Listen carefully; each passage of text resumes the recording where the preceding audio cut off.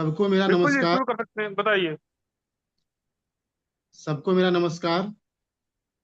आज की जूम चर्चा में आप सबका स्वागत है। जैसा कि आप सभी जानते हैं कि आज का दिन शनिवार है, इसलिए इस दिन समसामयिक विषयों पर चर्चा होती है। आज हम समसामयिक विषयों का चयन किया है। जो विषय हम लोगों ने आज चयन किया है वह है हाल ही में आए मालेगांव बॉम्ब ब्लास्ट के फैसला निर्णय। इसमें मालेगांव बॉम्ब ब्लास्ट में आरोपित 7 आरोपितों को बरी कर दिया गया है। इस मामले के आलोक में हम भगवा आतंक और इससे जुड़े विभिन्न पक्षों पर बात करेंगे।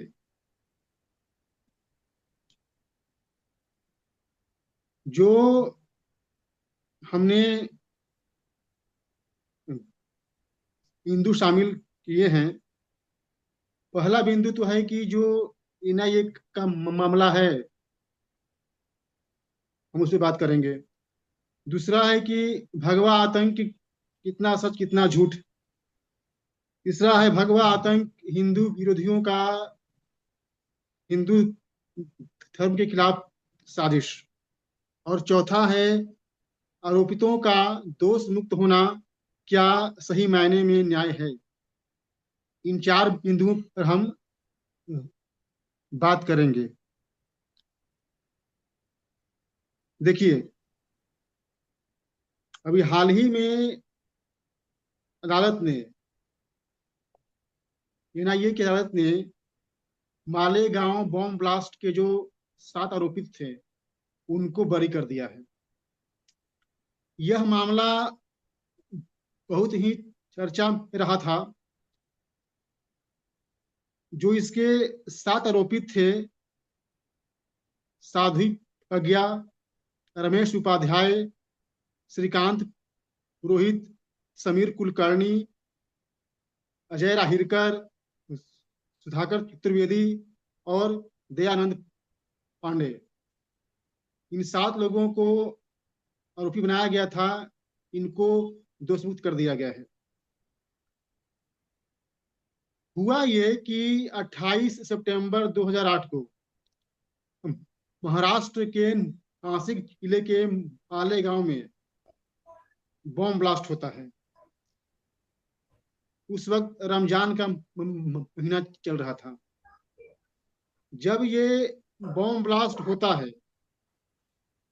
तो उस बॉम्ब ब्लास्ट में अरे इसको एक जॉय बाइक मारिए, मिलती है। जॉय मारिए। एक बाइक मिलती है जिसपे मारिए इधर का प्लास्टर। बॉम्ब ये बंधा हुआ रहता है। जो बाइक है वो तो नष्ट हो जाती है, लेकिन जो उसका जो होता है ना, वो नेम प्लेट चेचिस वो इंटैक्ट रहता है। अब उसी चेचिस के आधार पे जो पुलिस है अपना काम करती है। जब पुलिस उस चेचिस के आधार पे जो उसका जो खरीद बिक्री है, जो उसका रिकॉर्ड है, उसको ट्रेस करती है, तो पता चलता है कि वह जो बाइक थी वह जिस व्यक्ति के नाम से थी वह साध्वी प्रज्ञा का भाई था। लेकिन वो जो बाइक कई बार बेची और खरीदी गई थी। अब जाहिर सी बात है, जब ये मामला आया और साध्वी प्रज्ञा का नाम आया, तो इन लोगों ने साध्वी प्रज्ञा को गिरफ्तार कर लिया। उसी वक्त श्रीकांत पुरोहित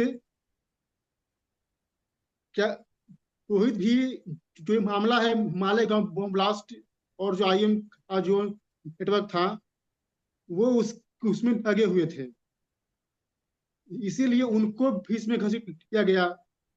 इसके अलावा जो रमेश उपाध्याय थे, जो सेना के मेजर थे, उनको भी इसमें घसीटा गया, और भी जो बाकी आरोपी हैं उनको भी घसीटा गया। इसमें ध्यान देने वाली बात यह है कि जब हम देखते हैं कि 2004 में जब सरकार बनती है संयुक्त गतिशील प्रबंधन की, तब से आपने ध्यान दिया होगा कि पूरे देश में बम ब्लास्ट हो रहे थे। और 2006 से लेकर 2008 तक जितने भी बम ब्लास्ट हुए, वो 2 सालों में जो बम ब्लास्ट हुए उसमें आईएम का हाथ था, इंडियन मुजाहिदीन। और इसी इंडियन मुजाहिदीन के नेटवर्क में वो घुसे हुए थे, श्रीकांत पुरोहित। उनको मिलिट्री इंटेलिजेंस ने वहां पे भेजा था। उनका दुर्भाग्य था कि वो उसमें शामिल थे, और इसी बहाने से उनको पकड़ लिया गया।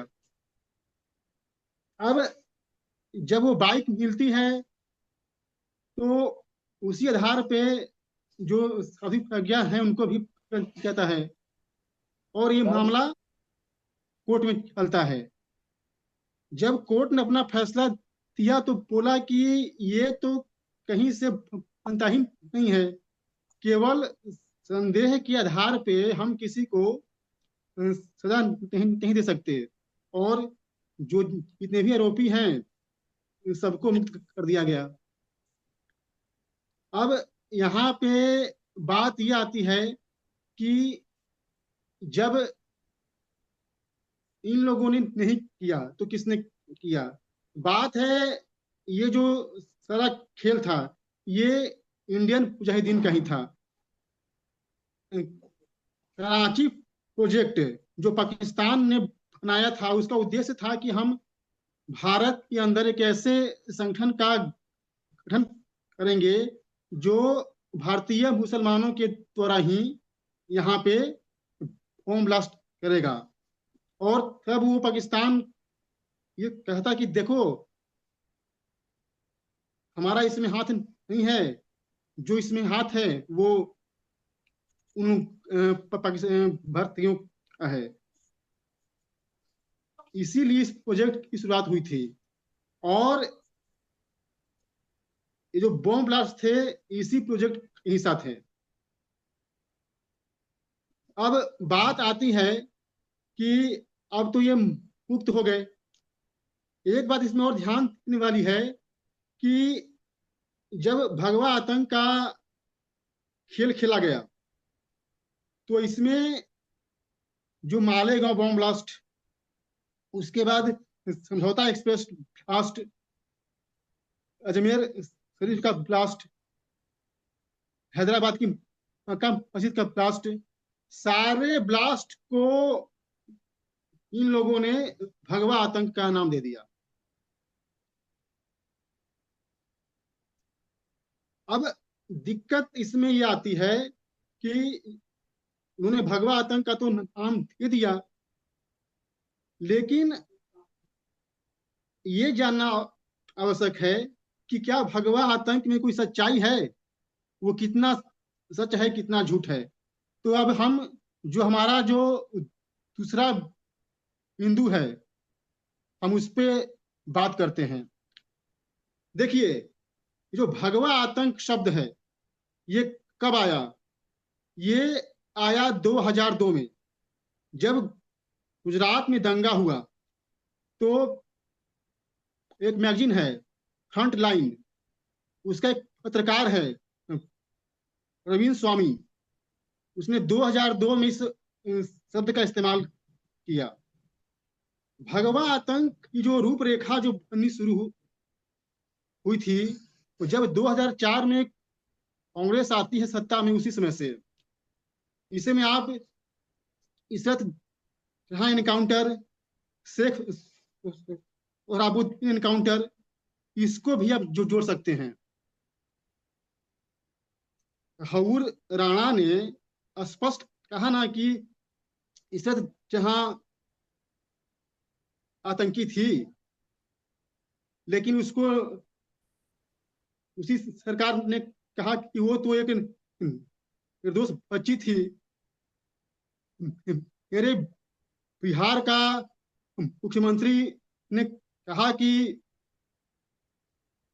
इशरत जहां बिहार की बेटी है।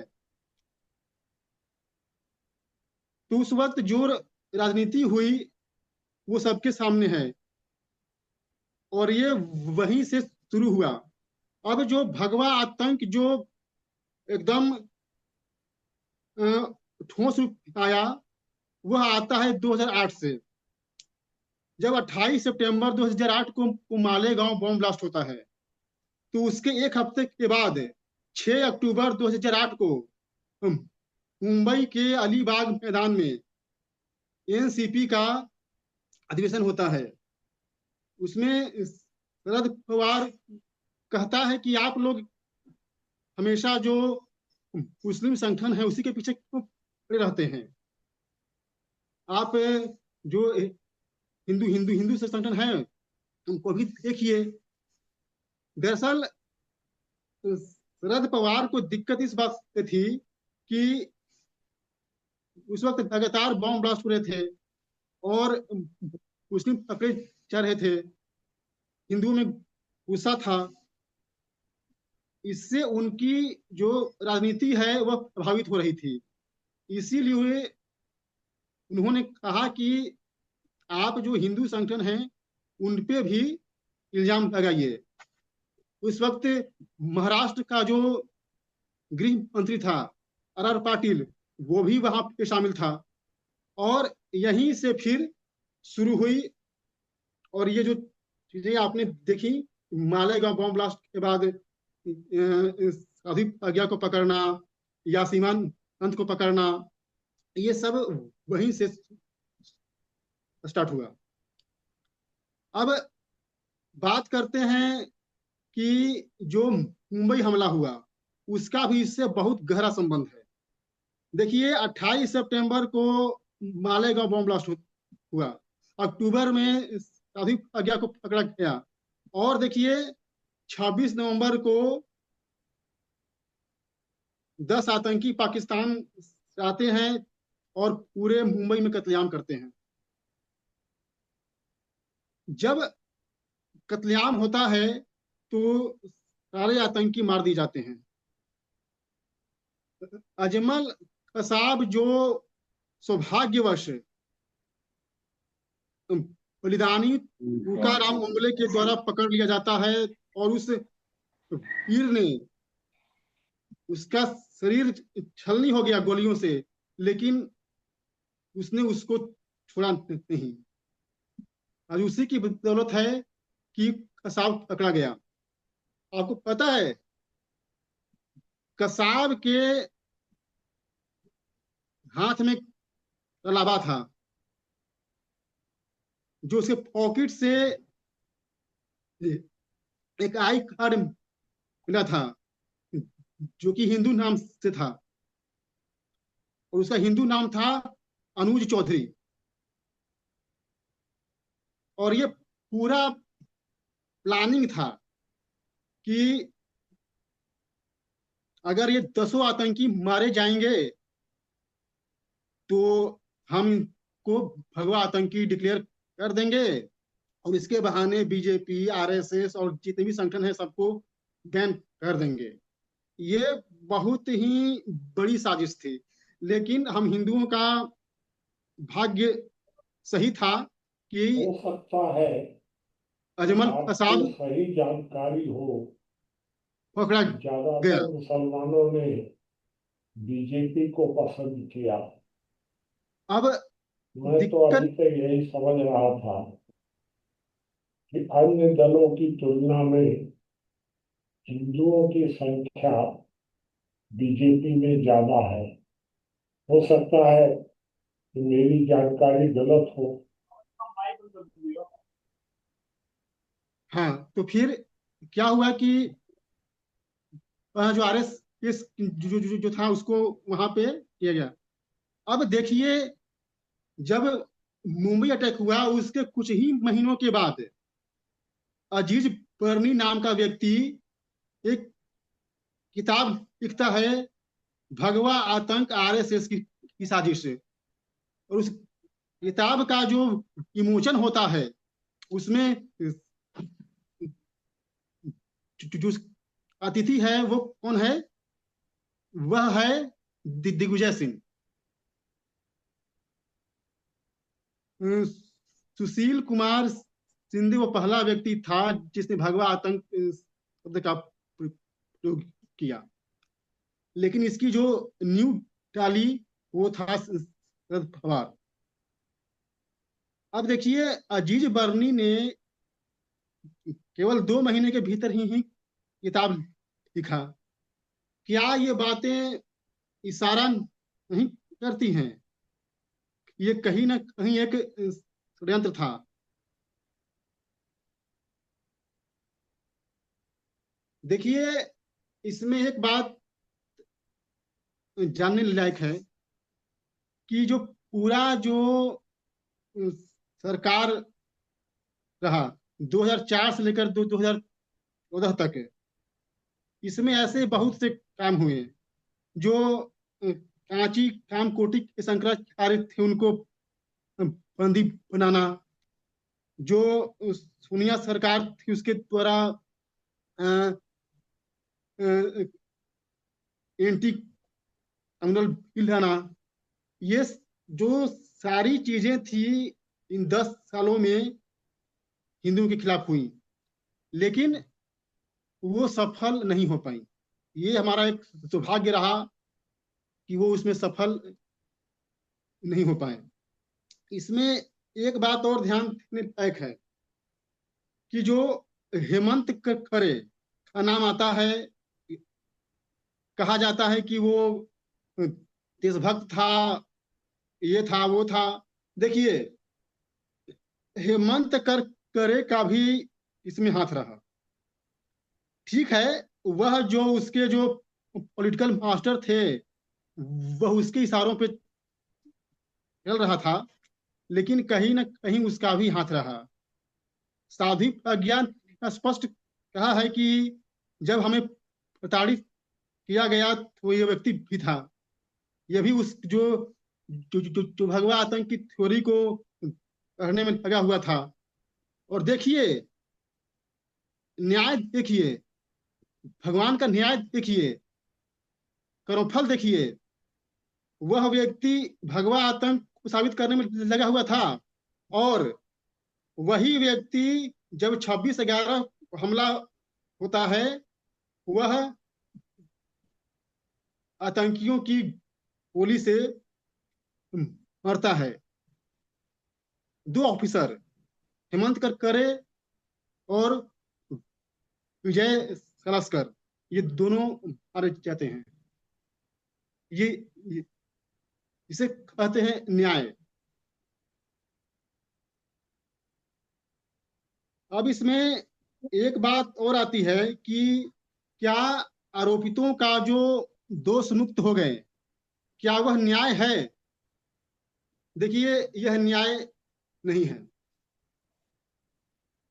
असली न्याय तब होगा जब शरद पवार, आर पाटिल, सोनिया गांधी, परमवीर सिंह आईजी, ये सब जेल जाएंगे ना, तब असली न्याय मिलेगा। ये न्याय कहाँ है? इन लोगों ने अपनी पूरी जिंदगी गंवा दी। 17 साल इनके बर्बाद हो गए। साध्वी प्रज्ञा इतना टॉर्चर किया गया कि वह अपंग हो गई।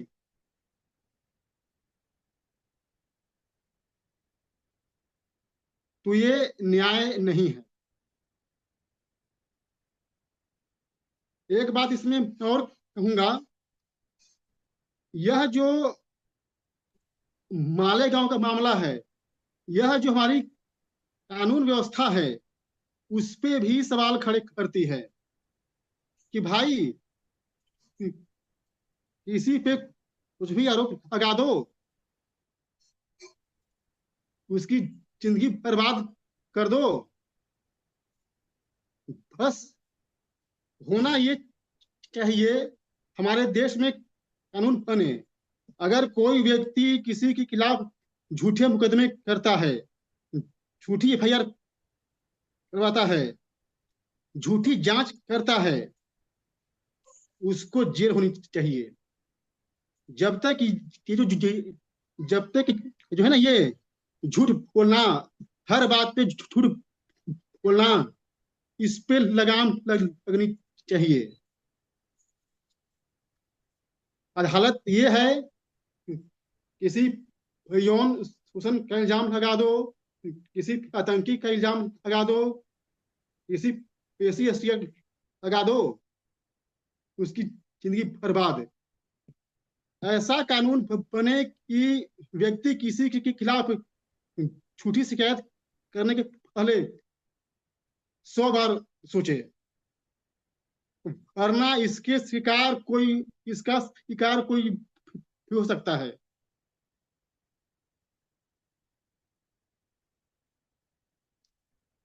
ये था आज की चर्चा जो मैंने आप सबके सामने रखी। उम्मीद करता हूं कि जो सारा प्रकरण है, हमने इतने कम समय में समेटने का प्रयास किया है। और जाते जाते एक विनती है, निवेदन है आप लोगों से कि जब भी हम लोग इस पे बात करें, तो ध्यान रहे कि जो हमारा जो विषय हो, उसी पे हम बात करें, विषयांतर न हो। धन्यवाद। धन्यवाद विपुल जी। बाकी के साथी बताएं।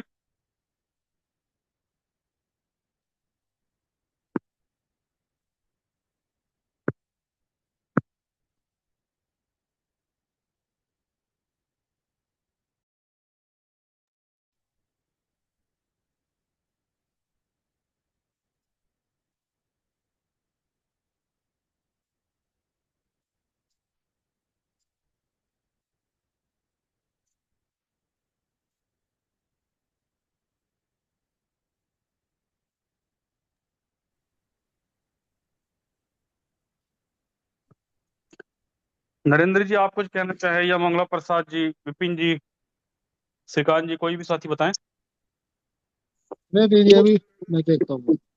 जी।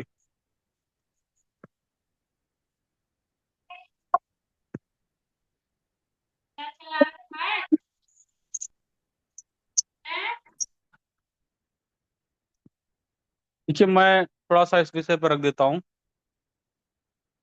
देखिए, जो 26/11 का जो हमला हुआ, या मालेगांव का जो ब्लास्ट हुआ, 2008 एक ऐसा वर्ष रहा जिसमें कई सारे ब्लास्ट हुए, सीरियल ब्लास्ट हुए, एक के बाद एक, कहीं ना कहीं ब्लास्ट हो ही रहे थे। 2007 में भी लगभग ऐसी ही घटनाएं रही। तो ये कुछ ऐसे साल थे जहां पर जो है आतंकवादी हमले बहुत ज्यादा हुए। लेकिन कांग्रेस का जो हम चरित्र देखते हैं, तो कांग्रेस का चरित्र आज से ऐसा नहीं रहा है कि वो हिंदू विरोधी हो, या वर्तमान में जिस चर्चा को हम लोग कई बार कर चुके हैं पिछले कुछ महीनों में भी, कि कांग्रेस स्पष्ट स्तर पर जो है वह इस्लामिक सत्ताओं के साथ अब तो बिल्कुल खुलकर दिखाई देती है। उस समय फिर भी वो खुलकर दिखाई ना देते हों, थ्योरीज गढ़ी जाती हो, एक कॉन्स्पिरेसी जो है गढ़ी जाती हो, उस समय जो है, जो भी उस समय गृह मंत्री थे या सत्ता में लोग थे, उस समय मुझे ध्यान है शायद दिग्विजय सिंह का भी भगवा आतंकवाद को लेकर के स्टेटमेंट आया था। और इस प्रकार के कई नेताओं ने, शरद पवार का नाम लिया ही, और जो उस समय गृह मंत्री थे शायद शिंदे थे कोई, वो भी थे। तो इन लोगों ने पूरा का पूरा एक प्लान्ड वे में इसको किया, ऑर्गेनाइज किया। और हम मालेगांव ब्लास्ट को अगर छोड़ भी देते, तो 26/11 में तो साफ साफ दिखाई देता है कि जो अजमल कसाब है, अगर वो जीवित नहीं पकड़ा जाता, तो ये लोग घोषित कर चुके होते, सिद्ध हो जाता कि वो जो है भगवा आतंकवाद की जो थ्योरी इन लोगों ने गढ़ी थी वो पूरी तरह से सिद्ध ये लोग कर सकते थे। केवल अजमल कसाब के पास भगवा जो वो पकड़ा गया हाथ में जो कलावा उतना ही नहीं था, बाकी जो आतंकवादी मारे गए उनके पास भी जब डायरी चेक करी गई, उनके भी जो पासपोर्ट वगैरह थे और जो मतलब जो भी अन्य चीजें चेक की गई, जो भी उनकी आईडी हुई, वो आईडी वगैरह चेक किया गया तो आईडी वगैरह सब हिंदू नाम से बनी हुई थी। अर्थात ये कुछ वैसा ही था। अभी जो पहलगाम में आए थे तो उन लोगों ने तो वहीं वहां लोगों का धर्म पूछ कर मारा और अपना धर्म बता करके मारा कि भाई हम लोग तो है तुम्हें हिंदुओं को ही टारगेट करने आए हैं। लेकिन मुंबई हमला जब हम देखते हैं तो वहां स्थिति बिल्कुल बदल जाती है। वहां वो धर्म पूछ कर नहीं मार रहे थे, वो खुद का धर्म बदल कर मारने आए थे कि देखो हम तो हिंदू ही हैं और हिंदू हो करके हम यहाँ मुसलमानों को मार रहे हैं या फिर हम लोग हिंसा कर रहे हैं। तो एक तरह से देखा जाए तो वहां पर हिंदुओं को बदनाम करने के लिए एक षड्यंत्र रचा गया। और ये जो थ्योरी अभी कुछ दिन पहले संसद में एक बात कही थी राहुल गांधी जी ने कि हिंदू हिंसक होता है, ये हिंदू हिंसक होता है, ये विचार कहाँ से आया? तो ये विचार कोई नया विचार नहीं है कांग्रेस का। ये 2008 में भी वही विचार था, उससे पहले भी वही विचार रहा है। तो एक ऐसी पार्टी जिसे ब्रिटिशियर्स ने भारत में डेवलप किया, बनाया, वो 1885 में ही बन जाती है। उसके बाद उसमें बहुत सारे अच्छे नेता भी जाते हैं, पटेल जैसे नेता भी उसमें रहते हैं, उसमें शास्त्री जी जैसे चरित्रवान लोग भी रहते हैं। उसमें बाद में देखते हैं तो हम राजीव गांधी का जी का भी जो कार्यकाल देखते हैं वो भी बहुत भी सही दिखाई देता है। उन्होंने उन्होंने जो है प्रयास किया किस तरह से जो है समाज को संवैधानिक अधिकार दिए जाए, ग्राम सभाओं को दिए जाए, लेकिन वो सब हो नहीं पाया। सारा का सारा जो कॉन्स्टिट्यूशनल अमेंडमेंट था वो सारा अटक गया। तो यहाँ तक तो कांग्रेस का बैकग्राउंड जो दिखाई देता है मुझे, वो ऐसा दिखाई देता है कि वहां पर मिले जुले नेता हुए, दोनों प्रकार के हुए, हिंदू विरोधी भी हुए और ऐसे भी हुए जो हिंदुत्ववादी भी थे। लेकिन पता नहीं क्यों मुझे ऐसा लगता है, अब मैं सही हूं या गलत हूं, 2004 के बाद जो कांग्रेस आती है, इस कांग्रेस का चरित्र बिल्कुल ही बदल जाता है। अर्थात कांग्रेस ने कभी इतिहास में ऐसा तुष्टीकरण नहीं किया होगा जितना 2004 से 2014 के बीच में किया। और ये लोग करते करते उस पराकाष्ठता तक पहुंच गए कि इनकी मनमोहन सिंह ने यहां तक कह दिया कि इस देश के संसाधनों पर पहला अधिकार मुसलमानों का होगा। तुष्टीकरण की ही यह राजनीति थी। जब मुंबई पर हमला हुआ उस समय भारत की सेना तैयार थी, लेकिन संसद उस समय जो है शांत हो गई। संसद ने जो है उसको रोक दिया कि आपको बदला लेने की कोई कार्रवाई करने की जरूरत नहीं है। अन्यथा सेना के हाथ नहीं बांधे गए होते तो सेना शायद उस समय भी कोई ना कोई सर्जिकल स्ट्राइक या कुछ कर देती। आखिर क्या मजबूरी थी? तो मुझे लगता है कि सिर्फ एक मजबूरी थी, वो है इस्लामिक वोट बैंक, मुसलमानों का खुल करके समर्थन करना और उनका वोट बैंक लेना। अन्यथा एक ऐसे देश में जहां हिंदू बहुल है, वहां पर प्रधानमंत्री पद पर बैठे हुए व्यक्ति के द्वारा ये कहना कि इस देश के संसाधनों पर मुसलमानों का पहला अधिकार है, या फिर यासिन मलिक जैसे आतंकवादी को सम्मानित करना जो खुल करके कहता है कि हाँ मैंने इतने लोगों की यहाँ पर हत्या की थी, तो यहाँ तो बिल्कुल स्पष्ट दिखाई देता है कि इनके भीतर जो है वो घृणा का एक भाव जो है हिंदू धर्म के प्रति, सनातन धर्म के प्रति दिखाई देता है। और उसी घृणा का जो भाव है वो अभी हमने कर्नाटक सरकार में देखा। जो इनके अलायंस की जो पार्टियां हैं, जो वो कह देती हैं ईसाइयों की सभा में खड़े होकर के कि सनातन धर्म को मानने वाले तो ये तो डेंगू और मच्छर के समान है, इसे समाप्त कर देना चाहिए। समाप्त करने का एक सीधा सा जो अर्थ वो ले रहे हैं कि इसका अस्तित्व ही नहीं होना चाहिए, इसको, ये विश्व के लिए एक समस्या है। वह इस्लाम को समस्या नहीं मान रहे हैं जो 1400 वर्षों से दुनिया में हिंसा को, आतंक को फैला रहा है। मैंने नहीं सुना कि कभी जिन लोगों ने भगवा आतंकवाद का को शब्द को गढ़ा, उन लोगों ने कभी संसद में खड़े होकर के ये शब्द कहा हो कि इस्लामिक आतंकवाद। जबकि वही आतंकवाद जो है फिलिस्तीन से लेकर के दुनिया भर में फैला हुआ है। आखिर ऐसी क्या मजबूरी पड़ गई इन लोगों की कि हिंदुओं को हिंसक कहना पड़ गया, वो भी ऐसे देश में जहां वो मेजोरिटी हो करके उसका कन्वर्जन किया जाता है। पूरी दुनिया में जब हम परिप्रेक्ष्य में देखते हैं तो पूरी दुनिया में जो मेजोरिटी होती है वो माइनॉरिटी का कन्वर्जन करती है। भारत विश्व में एकमात्र ऐसा इकलौता देश दिखाई देता है जहां माइनॉरिटी जो है वह मेजोरिटी का कन्वर्जन करती है, उसके ऊपर हिंसा करती है, संगठित तरीके से, प्रायोजित तरीके से। हमने दिल्ली दंगे भी देखे, जहां पर जो है जो इनकी ये आम आदमी पार्टी के जो विधायक थे उनके यहाँ से पत्थर मिलते हैं छतों के ऊपर से। तो ये संगठित हो करके पूरा का पूरा काम करते हैं, पश्चिम बंगाल की घटना हो या केरल की घटनाएं हो। लेकिन इतनी सारी हजारों घटनाओं के बाद भी इनके मुंह से एक इस्लामिक आतंकवाद शब्द नहीं निकला। और जब जब किसी ने इस्लामिक आतंकवाद शब्द की बात की तो इन लोगों ने उसका जो है विरोध किया, अपोज किया कि ये आप धर्म के साथ इस्लाम को क्यों जोड़ रहे हैं, और वो आप आतंकवाद आप आतंकवाद से जोड़ सकते हैं। ये इन लोगों का विरोध रहा कि इस्लाम और अलग है, आतंकवाद अलग है। जबकि हजारों घटनाएं हो गई और एक घटना होती है जहां षड्यंत्र किया जाता है, और वहां पर जो है ये दिखाने का प्रयास किया जाता है कि किसी तरह से कम एक टैग तो लग जाए कि भगवा आतंकवाद जो है वो एग्जिस्ट करता है। तो ये घृणा की मानसिकता को दर्शाता है, और ये घृणा की उच्चतम स्थिति को दर्शाता है कि इन लोगों के मन में सनातन धर्म के प्रति जो घृणा का जो भाव है वो शायद मतलब अपनी पराकाष्ठता पे है। और उसका उदाहरण मैंने देख ही दिया, कर्नाटक की गवर्नमेंट का आपने देखा, क्रिश्चियंस की सभा में खड़े होकर के, कि वो भी ऐसे देश में जहां पर हमारा जो संविधान है, उस संविधान का जब प्रियम्बल पढ़ते हैं तो वो प्रियम्बल ही कहता है कि इस देश में सभी को अपनी धार्मिक स्वतंत्रता प्राप्त है, अपने जो है रिलीजियस फेथ को, उसको एक्सरसाइज की प्रैक्टिस उसको मिल सकती है। तो वहां तो हमारे प्रियम्बल में लिखा गया। लेकिन उस प्रियम्बल में लिखने के बाद भी जो हिंसा करने वाले हैं उनको जो है सिक्योर किया जाता है।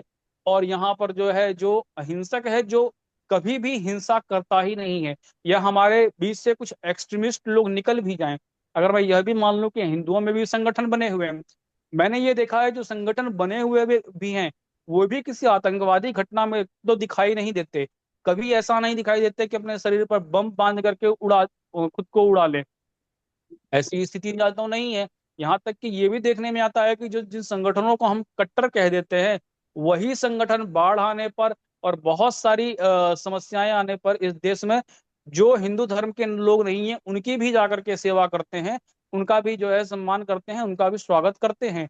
और वो निरंतर प्रयास कर रहे हैं कि इस देश में एक तालमेल बैठ जाए। लेकिन अगर भारत की बात की जाए तो मुझे लगता है भारत में जो इस्लामिक कट्टरपंथ इतना मजबूत हुआ वह सत्ताओं के संरक्षण में ही हुआ है, सत्ताओं ने उसका पोषण किया। अन्यथा इस प्रकार से जो है आतताइयों का मनोबल नहीं बढ़ जाता कि इसी देश में हम लोगों को सेकेंडरी सिटीजन बनाकर रख दिया जाता।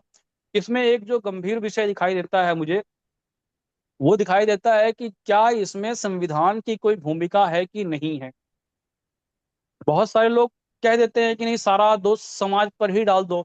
मैं कहता हूं कि ऐसी कोई भी सत्ता इतनी शक्तिशाली कैसे हो सकती है कि हम लोग या हमारा जो समाज है, हम लोग हैं, वह सरकारों के भरोसे बैठे हैं। हमारी समाज की जो स्थिति है वह दीनहीन है, वह जिसको चाहे आतंकवादी घोषित कर दें, जिसको चाहे निर्दोष घोषित कर दें। इसका इसका क्या अर्थ माना जाए कि हम लोग सत्ताओं के भरोसे पर बैठे हुए हैं, या सत्ताएं बदलेंगी तो हमारा भविष्य बदल जाएगा। तो मुझे लगता है अगर हमारा भविष्य सत्ताओं के भविष्य पर ही निर्भर करता है तो फिर इस संविधान के होने का क्या फायदा है। होना तो ये चाहिए था कि तंत्र की कोई भी ऐसी इकाई जो इतनी शक्तिशाली ना हो जाए कि वह अपने अधिकारों का दुरुपयोग न कर सके। लेकिन अगर आप एक ही इकाई को सब कुछ दे देते हैं, उसी के अंडर सीबीआई हो गई, एनआईए हो गई, सारी की सारी एजेंसियां हो जाती हैं। वो जो है डीएनए रिपोर्ट से लेकर के सारे सैंपल को भी चेंज कर सकते हैं, सारे गवाहों को भी बदल सकते हैं, यहाँ तक कि पूरे के पूरे सिस्टम को कंट्रोल करते हैं। आखिर ये सिस्टम को कंट्रोल करने की जो बात है, जो कहा गया कि उसमें और जो लोग शामिल थे, जो सिस्टम के भी लोग थे, आखिर वो सिस्टम के लोग अगर ईमानदार भी होते तो सिस्टम ही उनको मजबूर कर देता है। तो ये कोई ऐसा नहीं था, चाहे हेमंत करकरे की बात करें या अन्य लोगों की हम बात कर ले, ये सारे के सारे उस सिस्टम का ही एक हिस्सा है। इसमें कोई ईमानदार नहीं है, क्योंकि ये एक तरह से केंद्रीकृत सत्ता है। अगर हेमंत करकरे नहीं करता तो क्या होता, दूसरा कोई करता उसको हटा करके। यानी व्यक्ति तो बदल दिया जाएगा लेकिन अब व्यवस्था को नहीं बदल पाएंगे। यह जो शक्तिशाली व्यवस्था है, जो इतनी शक्तिशाली हो गई है कि वह किसी को भी कुचलने का दम्भ रखती है। ये बड़ी घातक व्यवस्था है। ये आपको चाहे तो उठा करके जेल में डाल दे, आपके मौलिक अधिकार बाधित कर दे। आपको 17 वर्ष 20 वर्ष लग जाते हैं, और 17 वर्ष 20 वर्ष के बाद यदि आप छूट भी जा रहे हैं तो यह न्याय तो नहीं माना जाएगा। यानी हमारी न्याय व्यवस्था पर भी यह गंभीर प्रश्न चिन्ह खड़ा होता है। हमारी संवैधानिक व्यवस्था पर भी गंभीर प्रश्न चिन्ह खड़ा होता है। और सत्ताओं की जो बात होती है, तो सत्ताएं तो मैं देख रहा हूं कि अब जो हमारी जो सरकार है, ये धीरे धीरे उस सरकार के संरक्षण में अब हिंदू समाज को सुरक्षित दिखाई दे रहा है। लेकिन पिछली जितनी भी सरकारें रही हैं, या कांग्रेस का जो 2004 से 2014 तक का जो टर्म रहा है, ये वैसा टर्म रहा है कि कांग्रेस ने सारी सीमाएं लांघ दी। केवल इसी विषय में नहीं, उसने चाहे 2G हो, 3G हो, कोल हो, जितने घोटाले जितने आरोप लगे, और यही कारण है कि इन लोगों की 40 सीटें आ गई। क्योंकि देश ने भी देखा, देश के लोगों ने भी समझा कि सिर्फ मामला हिंदू आतंकवाद तक ही सीमित नहीं है। ये लोग एक कम्युनिटी को ही टारगेट नहीं कर रहे हैं, ये लोग भ्रष्टाचार के मामले में भी लगातार फंसते चले गए। तो ये एक ऐसा कार्यकाल है 2007-8 का, जहां बहुत सारे बम धमाके हुए। अपनी नाकामियों को छुपाने के लिए जो है, ये सारा का सारा एक जो है खेल रचा गया, किसी तरह से हिंदुओं को आतंकवादी घोषित कर दिया जाए। और वो तो अच्छा है कि अजमल कसाब जीवित पकड़ा गया, तब तो ये सामने सच्चाई आ गई, नहीं तो कहीं ना कहीं ये लोग सफल हो जाते। जी धन्यवाद। बाकी के साथी बताएं। सभी साथियों के लिए नमस्कार। दूसरा नंबर, आवाज आ रही है? जी बताइए। दूसरा नंबर है भगवा आतंक कितना सच कितना झूठ। तो मतलब अभी ब्रजेश भैया ने काफी विस्तार से बताया, क्योंकि जो मुसलमान आतंकवादी थे कांग्रेस कार्यकाल में, तो वो मतलब नाम हिंदू चेंज करके और हाथ में कलावा बांध के इस तरह से कहीं बम विस्फोट करते, कहीं कत्ल करते। तो मतलब वो मतलब ये बदनाम करना चाहते हमारे जो हिंदू युवाओं को। जैसे विश्व हिंदू परिषद वाले हैं, बजरंग दल, जो हमारे संगठन बने हुए हैं, भगवाधारियों के संगठन बने हुए, उनको बदनाम करने के लिए वो नाम चेंज करते। और कांग्रेस की इसमें बहुत बड़ी चाल थी, कांग्रेस का उनको सहयोग था। क्योंकि अगर कहीं वो पकड़े जाते, कहीं कहीं वो पकड़े जाते, तो इस प्रकार से मतलब कांग्रेस भी मतलब सरकार जो है, कांग्रेस सरकार उनको सहयोग देती, मदद करती। तो इस तरह से अगर वो उनको उनकी जेल भी हो जाती, फिर भी जो है मतलब उनको छोड़ दिया जाता। तो इस तरह से हमारे जो भगवाधारी जो हमारे मतलब संगठन है, हिंदू सैनिक हैं, या मतलब हमारे जो भी हिंदू संगठन बने हुए हैं, अपना कहीं जाते हैं, संगठन सभा करते हैं, तो एक प्रकार से वो अपने भगवा झंडा लेके चलते हैं। तो उनको बदनाम करने के लिए एक बहुत बड़ी साजिश थी। इस देश का सौभाग्य है जो कांग्रेस के चुंगल से मतलब छुटकारा मिल गया। ऐसे समझ लो कि भारत को दूसरी आज़ादी मिल गई। भगवाधारियों ने या कार सेवकों ने 6 दिसंबर सन 1991 को राम मंदिर, जो बाबरी मस्जिद थी, वो तोड़ी थी। तो उस समय मतलब 4 राज्यों में बीजेपी की सरकार थी, मध्य प्रदेश में, राजस्थान में, उत्तर प्रदेश में, और एक प्रदेश में और थी शायद,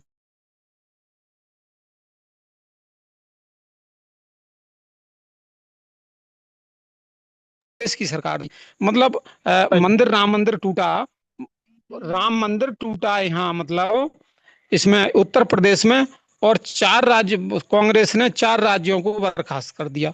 बताइए, राजस्थान वालों ने क्या अपराध करा था, मध्य प्रदेश वालों ने क्या अपराध करा था, वहां की सरकार को कांग्रेस के मतलब प्रधानमंत्रियों ने, इन्होंने नेताओं ने क्यों बर्खास्त करवाया? कौन सा अपराध, मतलब उन्होंने जो है कौन सा अपराध किया था? 3 राज्यों ने, उत्तर प्रदेश में तो चलो राम मंदिर टूटा था, वास्तव में ये मतलब इस तरह का एक घटना थी, बहुत बड़ी घटना थी। तो अगर उत्तर प्रदेश की सरकार को बर्खास्त करते थे, लेकिन 4 राज्यों की सरकार को बर्खास्त करना एक चिंतन का विषय है। चलिए कांग्रेस, आपकी विषय पर बताइए ना। जी जी। चलिए तो क्या होगा बर्खास्त और हाँ, तो ये मतलब भगवा भगवा ये भगवाधारी जो हैं, इन्हीं की मतलब एक लहर है जो आज हम सुरक्षित हैं। और भगवाधारी कभी किसी को नाजायज हत्या नहीं करते। वो अपनी धर्म की रक्षा के लिए भगवाधारी, अपनी सुरक्षा के लिए, अपने हिंदुत्व की सुरक्षा के लिए ये भगवा धारण करते हैं और संगठन बनाते हैं। और चाहे आंदोलन करें, चाहे क्रांति करें, अपनी सुरक्षा के लिए, अपने हिंदुत्व की सुरक्षा के लिए। और इनको बदनाम करते हैं ये दूसरे मजहब वाले। आज भी प्रदेशों में, क्षेत्रों में, हमारे क्षेत्र में भी खुद कुछ लड़के पीला अंगूठा डाल के आते हैं गाय खरीदने के लिए, भैंस खरीदने के लिए। तो ऐसे मतलब आज भी अपने एक दिखावा मतलब दिखाते हैं कि हम जो है, ये लोग कुछ अज्ञानी लोग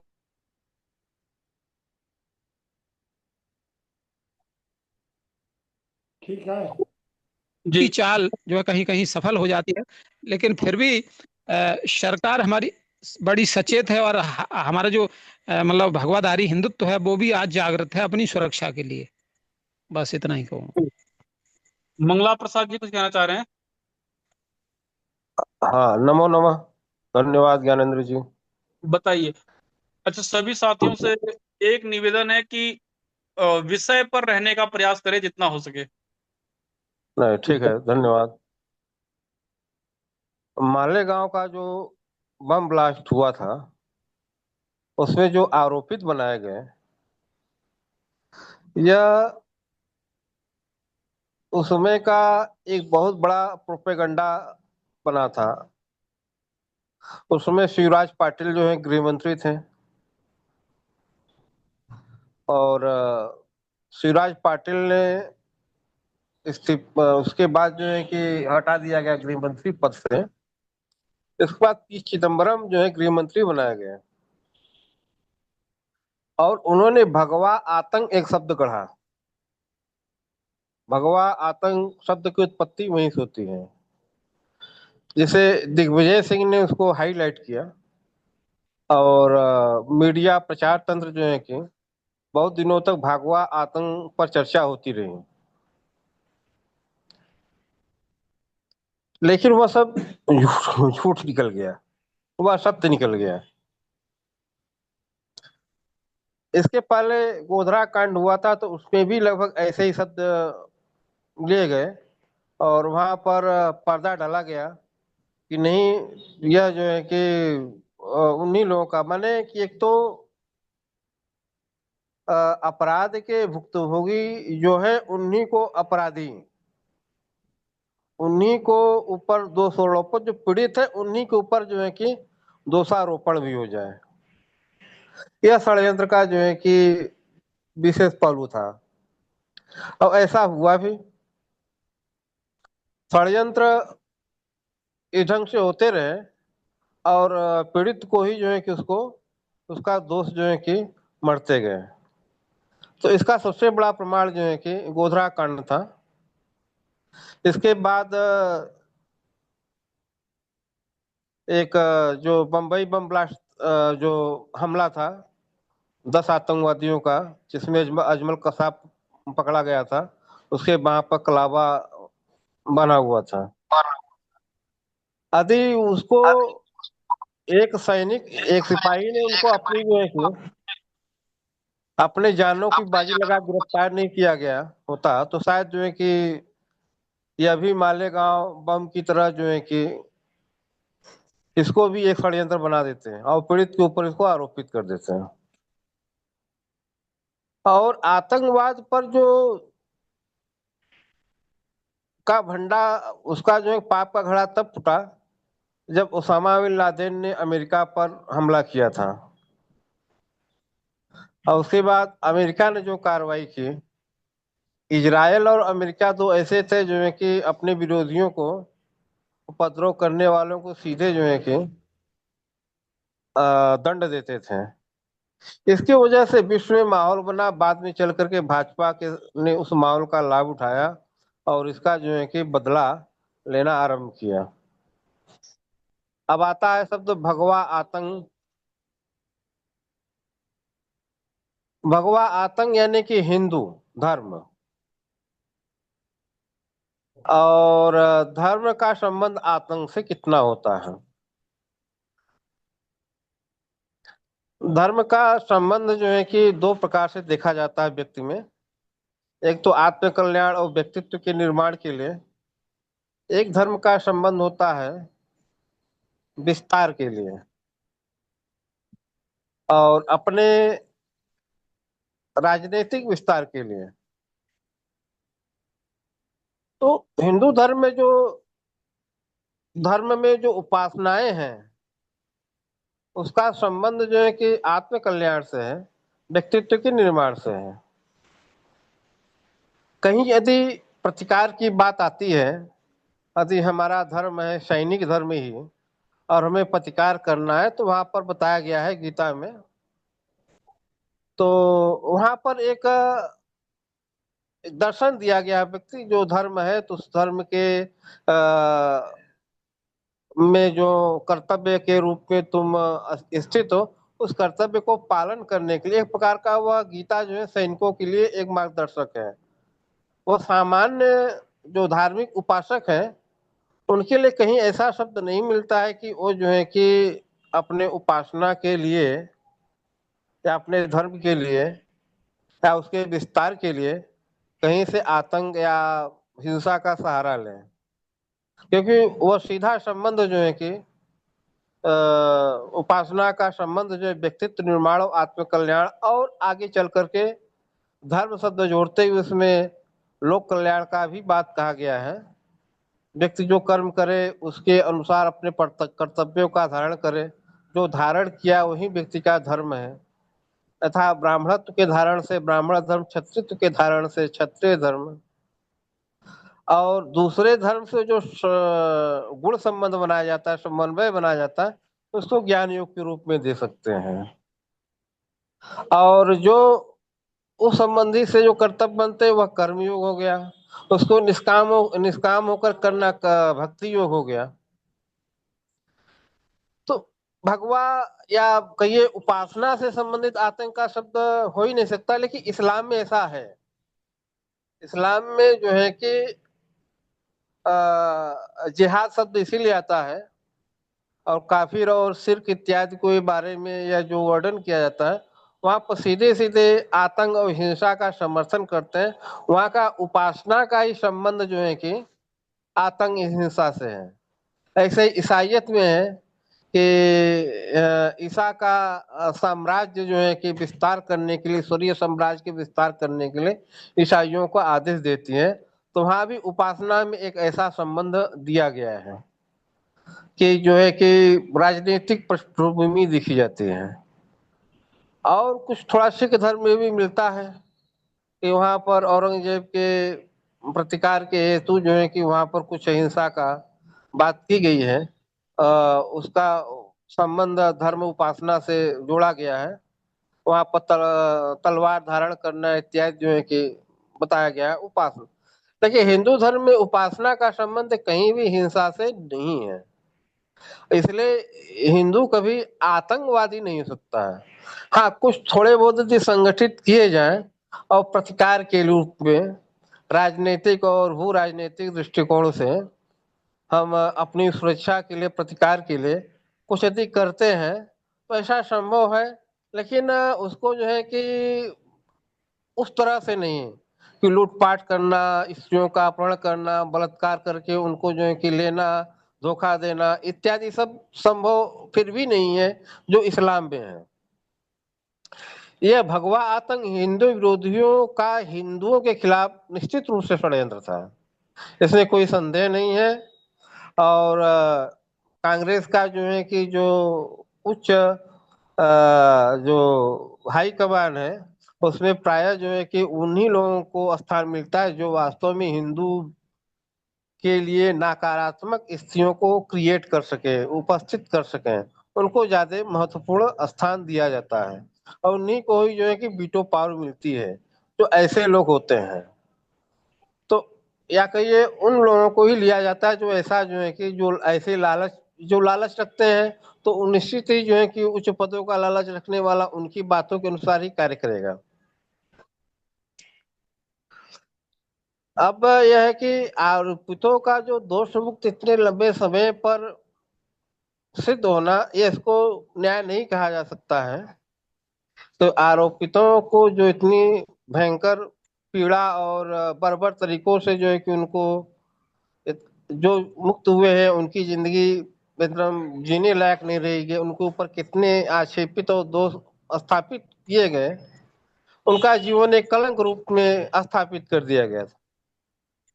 लेकिन यह है कि जमानत वगैरह मिला, लोग निकले 17 साल 18 साल बाद जो है कि उस पर न्यायिक निर्णय आया और यह सिद्ध हुआ यदि कहीं जो है कि भाजपा का शासन नहीं होता, यदि सन 24 में यदि वापसी नहीं की होती तो शायद पुनः से जो है कि आरोपितों को जो है कि उनकी जमानत को निरस्त करके पुनः सजा देने की प्रक्रिया जो है चलाई जाती है।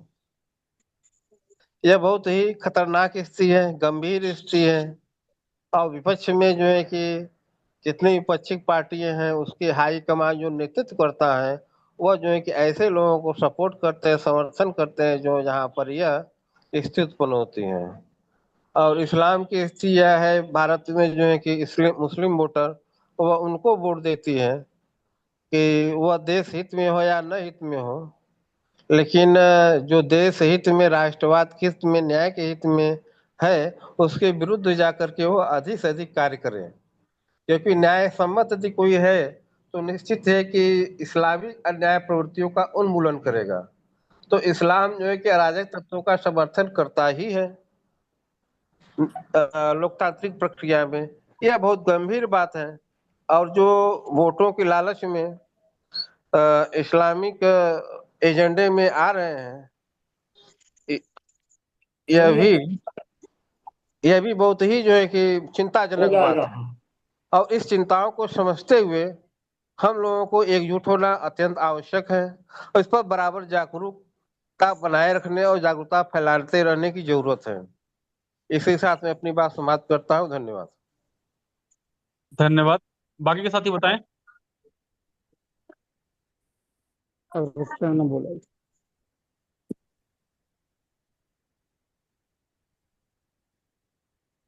बताइए कोई भाई, हो गया क्या? बताइए।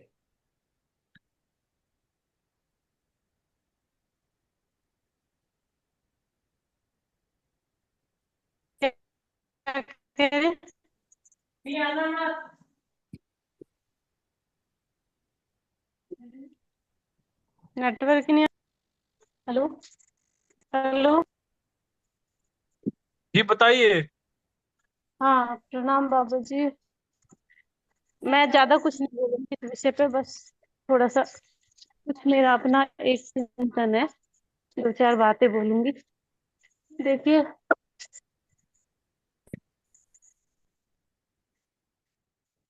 देखिए, भारत के अंदर जो इस्लाम है और जो ईसाई धर्म है, इन दो, जो हमारा सनातन हिंदू धर्म है, ये दोनों ही धर्म, इस्लाम और ईसाई धर्म, इनका जो प्रकृति है, जो स्वभाव है, वो सच में। आवाज आ रही है भैया? हेलो। हाँ, जी आ रही है आवाज, हाँ, बताइए। उनकी, ये ईसाई और इस्लाम धर्म की जो प्रकृति है और इनका जो उद्देश्य है, ये हमको समझना पड़ेगा। किसी भी व्यक्ति का आत्म कल्याण करना नहीं है, किसी भी व्यक्ति को अच्छा बनाना नहीं है। संसार अच्छा बनता है या नहीं बनता है, समाज अच्छा बनता है या नहीं बनता है, ये इन लोगों का लक्ष्य नहीं है।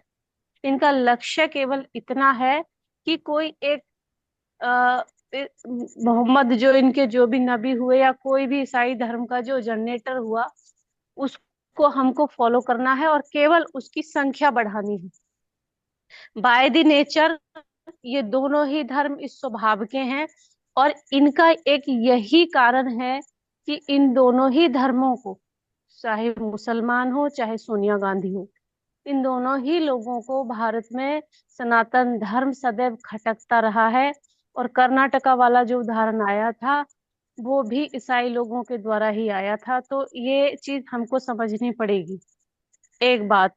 दूसरी बात, क्योंकि हम मतलब हम लोग देख चुके हैं, बहुत सारी चर्चाएं हो रही हैं, हमें अब ये चिंतन करना चाहिए कि हम उस चीज से निकलेंगे कैसे। और एक बात मैं आपको, एक आध्यात्मिक बात है वो बता देना चाहती हूँ कि चाहे ईसाई हो, चाहे मुसलमान हो, चाहे कितने भी कट्टरपंथी इस देश में और आ जाएं, इस देश से सनातन धर्म का कभी कोई अंत कर ही नहीं सकता है, ना कर पाएगा। क्योंकि हम लोग जो है हिंदू, जो अहिंसक होते हैं, जो प्रेम से मिलके सबको सुखी देखना का एक जो हमारा स्वभाव होता है, जिसमें हम लोग जीने में आनंद लेते हैं, जियो और जीने दो, ये फिलोसफी जो है सनातन धर्म के लोगों की है। हम इसमें विश्वास करते हैं, हम लोग सच में जीवन का आनंद लेते हैं और ये धर्म को ढोते हैं। हम लोग हिंदू धर्म का आनंद लेने वाले लोग हैं। हम स्वर्ग में रहने वाले लोग थे, भारत भूमि स्वर्ग भूमि थी और है। तो इस हम लोग यदि इनसे संघर्ष करना छोड़ भी देंगे, पहली बात तो जब तक हम संघर्ष नहीं करेंगे तब तक हम इनसे जीत नहीं सकते, एक बात। दूसरी बात, यदि हम इनसे संघर्ष नहीं भी करते हैं तो इस भारत की भूमि का जो भौगोलिक स्ट्रक्चर जो बना हुआ है, जो इसको जो ब्रह्मांड की संज्ञा दी गई है, इसको ब्रह्मांड, ये ब्रह्म का ही सारा जितना बताया गया है, सप्तलोक जो भारतीय दर्शन में, अध्यात्म दर्शन में जो व्याख्या भारत भूमि की करी गई है, इसकी संरचना ही ऐसे बनी है। इसमें ऐसे ऐसे वृक्ष हैं जिनमें आध्यात्मिक ऊर्जाएं भरी हुई है। इसमें मतलब इस ये ऐसा है कि कोई भी विपरीत विचार जिसके अंदर छल होगा, पाप होगा, कपट होगा, वो यहाँ जीवित नहीं रह पाएगी। कोई भी ऐसी विचारधारा, कोई भी ऐसी संस्कृति भारत के अंदर फल ही नहीं सकती है जिसके अंदर की छल होगा, पाप होगा, बुराई होगी। ये एक मेरा मतलब अपना ये है।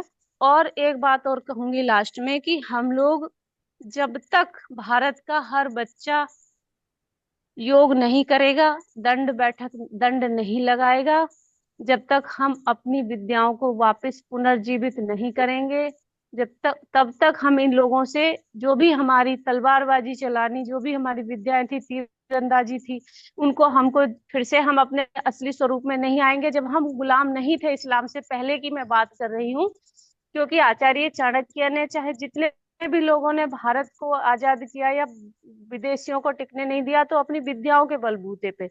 दूसरा, हमको आज के समय को देखते हुए भी, चाहे राजनीतिक क्षेत्र हो, चाहे धन का हो, हमको वहां पे भी अपने आप को सक्रिय रखना पड़ेगा, तभी जाके हम इन लोगों से जीत सकते हैं। और हम सब लोगों को अपने गुरुकुलों को बढ़ावा देना चाहिए, जहाँ पे कि बच्चों को केवल शिक्षा नहीं दी जाती है, उनको महामानव और उनको पुरुषार्थी, उनको उनको मतलब साहसी योद्धा के रूप में तैयार किया जाता है। हम सभी को मैं अपने इस ग्रुप में जितने लोग हैं सब से ये कह रही हूँ कि जब तक हम लोगों को जितना हम कर सके, अपने अपने गुरुकुलों को हमको ध्यान देना चाहिए। और जो भी सहयोग हम अपने जीवन में दे सके, वो आर्य समाज के गुरुकुलों को सहयोग देना चाहिए, जिससे कि इस देश में अच्छे साहसी वीर वीर जो बच्चे हैं उनका निर्माण हो। बस इतना ही कहूंगी।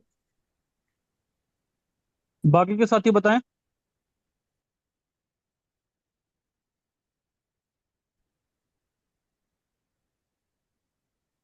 चलिए चलिए, मैं रख देता हूँ ब्रजेश जी। जी बाबा जी। हेलो। हेलो। हाँ बाबा जी नमस्कार। आवाज आ रही है हाँ मेरी क्या? ये बताइए नरेंद्र जी। हाँ, मैं 2 मिनट बोल सकता हूँ कुछ? हाँ, बोलिए ना। अच्छा अच्छा। बाबा जी, ये जो माले आपने जो चर्चा रखी है आज, वो मालेगांव बम ब्लास्ट पे रखी है, जो डिसीजन आया है ना, जो आदेश आया है मालेगांव बम ब्लास्ट पे, उस पे ये चर्चा रखी है कि वो न्याय मतलब जो डिसीजन है वो सही है, हमारे लिए सही है, या हिंदू भगवावादी को मतलब आतंकवाद को बढ़ावा देने की वजह से तो कुछ नहीं षड्यंत्र रचा गया था, ये सब पे है ना। मेन उद्देश्य हमारा चर्चा का आज ये था। तो इस पे मैं थोड़ा सा बोलना चाहता हूँ कि जैसे न्याय की दृष्टि से, न्याय अगर कोई राजा न्याय करेगा, तो न्याय जब होगा तो वो ना तो धर्म देखेगा, ना जाति देखेगा, ना कुछ देखेगा, वो न्याय की दृष्टि से देखता है। और लोभी लोग जो हैं वो धर्म, जाति और उसकी दृष्टि से देखते हैं। अगर कोई सही न्याय करेगा तो वो धर्म और जाति को नहीं देखेगा। और जो लोभी लोग होंगे, मतलब लोभ के दृष्टि से होंगे, वो न्याय भी देते लड़वाने के लिए लोग मतलब जाति में भी बांटेंगे, धर्म की राजनीति में भी बांटेंगे, किसी ना किसी का सहारा लेके वो आगे बढ़ेंगे। इसका उदाहरण एक देते हैं, जैसे लोग बहुत कहते हैं कि मेरी आवाज आ रही है बाबा? जी आ रही है आपकी आवाज। अच्छा, मैं इसका उदाहरण एक मैं देता हूँ। जैसे आज के लोग बहुत ये कहते हैं कि हमारे देश में मतलब इस्लाम भी बहुत कुछ कर रहा है, हालांकि कर ही रहा है, इसे किसी से छुपा नहीं है, लेकिन क्यों कर पा रहा है उसके पीछे की जड़ों को देखने की जरूरत है। जब इस्लाम हमारे देश में आया तो वो यहाँ स्थिर क्यों रह पाया? वो स्थिर इसलिए रह पाया कि हमारे जो लोग पुराने लोग थे, राजा, जो लोभी लोग राजा थे, उन्होंने उनके साथ में सत्ता का सुख भोगा, उनके साथ अपने रिश्तेदारी निभाई, जिसकी वजह से आज हमारे जो जनता है, हम सब लोग हैं, उनके सामने इतना बड़ा संकट खड़ा हुआ है।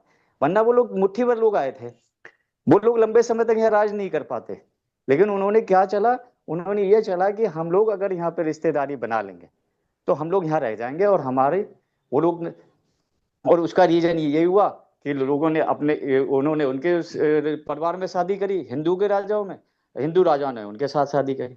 अब वो इतनी बड़ी प्रक्रिया बन गई समाज में कि उसको खत्म करना बहुत मुश्किल है, और उनके समाज में कट्टरता है, इससे कोई इनकार नहीं कर सकता, है ना? इससे कोई इनकार कर ही नहीं सकता कि वो लोग कट्टर है धर्म में। और हमारे धर्म में कट्टरता ना आने का कारण क्या है?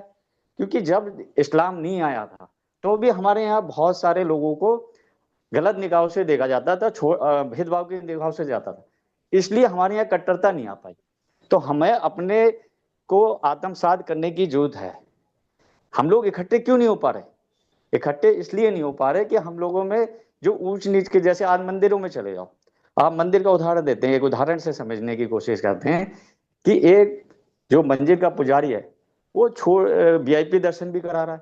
भगवान के लिए कौन वीआईपी और कौन गरीब? भगवान की दृष्टि से तो सब कोई है, लेकिन वीआईपी दर्शन हो रहे हैं, इसका कोई विरोध नहीं कर रहा, है ना? और क्यों हो रहे हैं? कि भगवान के लिए कोई वीआईपी हो सकता है बाबा? कोई भी वीआईपी नहीं है, उसके लिए तो सब वही है। और किसी गुरुद्वारे में वीआईपी दर्शन हो रहे हैं? नहीं हो रहे। तो अच्छी चीज को हम लोग अपना नहीं रहे, और इसी वजह से हम लोग पिछड़ रहे हैं। अब रहा न्याय के ऊपर आते हैं बाबा। न्याय के ऊपर जैसे अभी ये डिसीजन आया, इस पे भी मेन मुद्दे पे आ रहा हूँ। उस समय जब इसे बम ब्लास्ट हुआ होगा, तो उस समय की जो बम ब्लास्ट हुआ था 2008 में, तो इसमें मेन विक्टिम, जो मेन दोषी बनाए गए थे, वो कर्नल पुरोहित, प्रज्ञा ठाकुर और एक मेजर है कोई, उनको बनाया गया था। 7 आरोपी थे मेरे ख्याल में, जिसमें 3 मेन ये लोग थे। तो इनमें क्या था कि ये लोग, जो आरडीएक्स आर्मी का इस्तेमाल हुआ था, उसकी जिम्मेदारी, जो आर्मी का आरडीएक्स बम ब्लास्ट में यूज हुआ था, उसका सबूत इनके अगेंस्ट मिले थे। उस समय की जो टीम थी, जो महाराष्ट्र, उसमें एक अधिकारी मारे गए हमारे महाराष्ट्र के, उन्होंने इस केस को रजिस्टर करा फिर उस सबूत पे। तो एक बार बताइए बाबा कि अगर कोई अधिकारी किसी सबूत को इकट्ठा करता है और वो रजिस्टर होता है, तो वो सबूत बहुत बार देखे जाते हैं, पलटे जाते हैं। ऐसा नहीं कि वो सबूत एक बार ही इकट्ठा करके रख दिया, उसके बाद उसे कोई पलट नहीं रहा, और उसी बिहाफ पे लोगों को सजा मिल रहा है। अगर जैसे कि अभी कोर्ट में क्या कहा गया कि वो सबूत जो सीडी थी वो टूटी हुई पाई गई। इसमें मेन ध्यान देने वाली बात है कि सीडी टूटी हुई पाई गई। क्या मतलब? जब वो सीडी पहली बार कलेक्ट की गई थी तो किसी ने देखी नहीं, या उसके बाद कभी देखी नहीं गई। अगर वो सीडी नहीं देखी गई थी तो फिर टूट कैसे गई, और किसने तोड़ी, उसके खिलाफ में तो कोई हम लोग देख ही नहीं रहे, चर्चा ही नहीं कर रहे, है ना? ये तो कह दिया कि टूटी हुई पाई गई, ये तो बहुत आसान काम है बाबा। लेकिन मेन है कि वो सीडी उस समय टूटी पाई गई थी और किन किन लोगों ने देखी गई थी, जिसकी वजह से ये केस आगे बढ़ा था, है ना? और वो सीडी बाद में कैसे टूट गई, किन कारणों से सीडी, उस कारण को तो हम ढूंढ नहीं रहे। तो ऐसे तो न्याय, मतलब चाहे वो हमारे हिंदुओं के प्रति हो, चाहे किसी केस में भी हो बाबा, न्याय तो दोषियों को मिलना चाहिए। ये तो मानते हैं कि दोषियों को न्याय मिलना चाहिए, चाहे दोषी कोई भी हो, चाहे हम हो, चाहे मुसलमान हो, चाहे कोई। जो दोष करेगा राजा की दृष्टि से, अच्छे राजा की दृष्टि से, वो दंड का अधिकारी है कि नहीं है बाबा? मैं सही कह रहा हूँ नहीं? है ना? न्याय की दृष्टि से तो सब समान है, जो दोषी है उसे सजा मिलनी चाहिए। और किसी निर्दोष को सजा नहीं मिलनी चाहिए। तो मैं ये कहना चाह रहा हूँ कि उस समय के जो अधिकारी थे, इसका मतलब उन्होंने कुछ तो ढूंढा था। और एक चीज और है, आप आर्मी में, आर्मी बैकग्राउंड से, मेरे फादर आर्मी में थे, तीनों सेना, मतलब 65 में भी थे, 71 में भी थे, 72 में भी थे, और मैं आर्मी के बहुत लंबे समय तक क्वार्टरों में रहा हूँ, मेरी लाइफ आर्मी के बीच में कटी है। तो मैं ये जानता हूँ कि आर्मी से किसी का कोर्ट मार्शल आसानी से नहीं होता बिना सबूत के। और अगर कन्या पुरोहित और इनका कोर्ट मार्शल हुआ और इन लोगों को जेल हुई, तो कोई तो साक्ष्य मिले रहे होंगे उस समय। वो बात अलग है कि अब सबूत, क्योंकि अदालत इतनी लंबी प्रक्रिया में क्या क्या नहीं हो जाता सबको पता है इस देश में, है ना। ये कहना बहुत आसान है कि सब बरी हो गए, सब कुछ अच्छा था, सब कुछ सही था, लेकिन कहीं ना कहीं कुछ छुप गया है ना। तो वो चीज गलत है, हमारे देश पे गलत असर जा रहा है। हिंदू देश कैसे मजबूत होगा, हिंदुओं से मजबूत होगा। अभी हमारी बहन कह रही थी कि भाई वो स्कूल बनाना चाहिए। एक तरफ हम स्कूल बनाने की सोच रहे हैं और एक तरफ गवर्नमेंट स्कूल को मर्ज कर रही है। एक छोटा स्कूल, एक छोटा, अब है ना, थोड़ा सा शॉर्ट करिएगा। खत्म कर रहा हूँ, एक खत्म ही कर रहा हूँ बाबा। बस एक छोटा हाँ बच्चा जो 2 या 3 साल का है, वो दूर कैसे जाएगा पढ़ने, है ना। जबकि गवर्नमेंट को क्या चाहिए, अगर मर्ज करने से पहले साधन जुटाने चाहिए थे कि उसको भेजने का क्या साधन होगा, कौन सी गाड़ी से जाएगा, उसकी सुरक्षा कौन करेगा, ये तो कुछ करा नहीं, मर्ज करने जा रहे हैं। तो हिंदू कमजोर हो रहा है या मजबूत हो रहा है, ये समझ में नहीं आ रहा कि गवर्नमेंट की पॉलिसी क्या। गवर्नमेंट हिंदू को मजबूत करने में बड़ा कंफ्यूज महसूस हो रहा है हम लोग।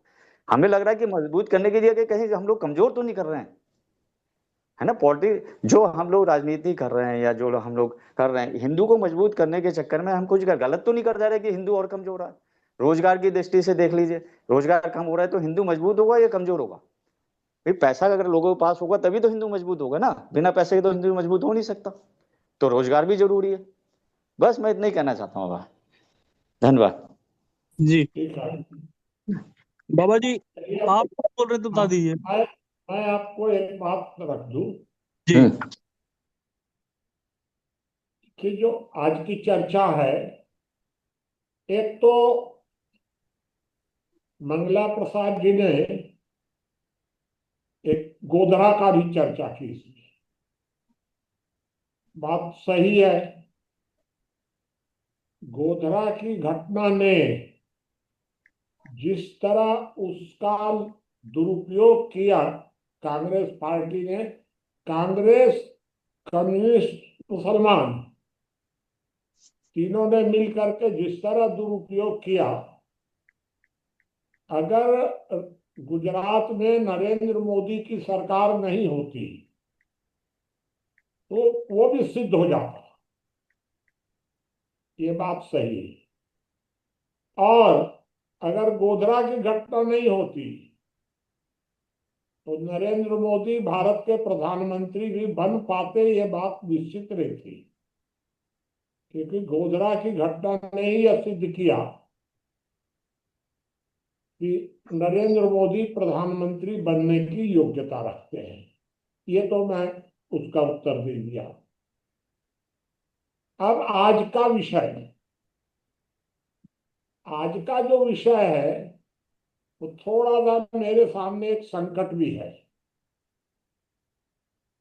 राजनैतिक दृष्टि से अगर मैं विचार करूं, आप जो बोले सब सही है और ये आज से नहीं हो रहा है।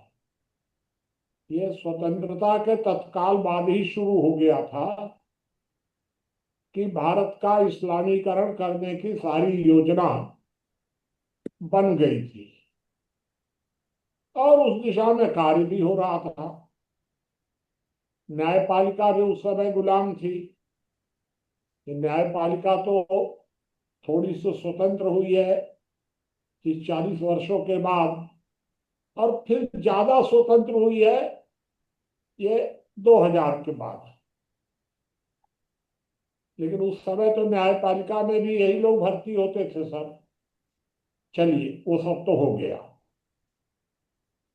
लेकिन अगर सामाजिक दृष्टि से चर्चा करनी होगी आप लोगों के बीच में, अगर बाहर में बात करनी होगी, तो मैं आपसे सहमत हूं। आप जो कह रहे हैं बिल्कुल सही कह रहे हैं। हिंदुओं को दूसरे दर्जे का नागरिक बना के रखा गया, सही बात है। लेकिन अगर सच्चाई की भी चर्चा करनी होगी तो भाई मैं आप लोगों के सामने आखिर झूठ तो बोल नहीं सकता एक भी बात। ये जो घटना है मालेगांव की, इस घटना की सच्चाई पर भी मुझे दोहरा विश्वास है। यह जो घटना है, घटना, इस पूरी घटना में संघ की किसी प्रकार की भूमिका नहीं थी,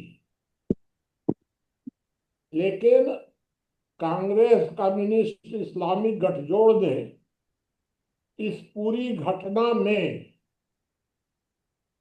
हिंदुओं को और संघ को घसीटने का प्रयास किया।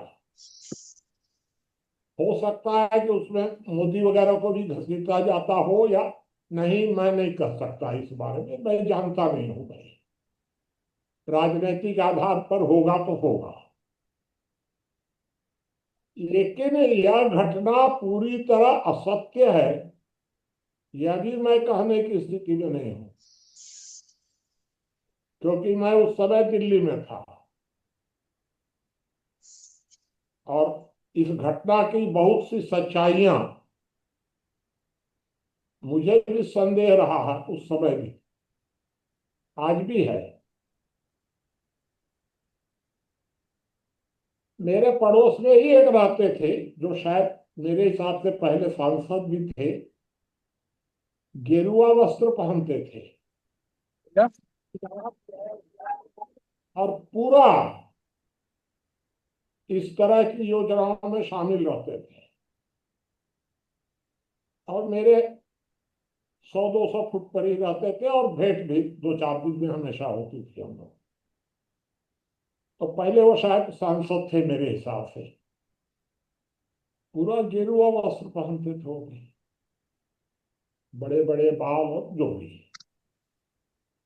मेरे एक मित्र जो अभी भी है वहां दिल्ली में,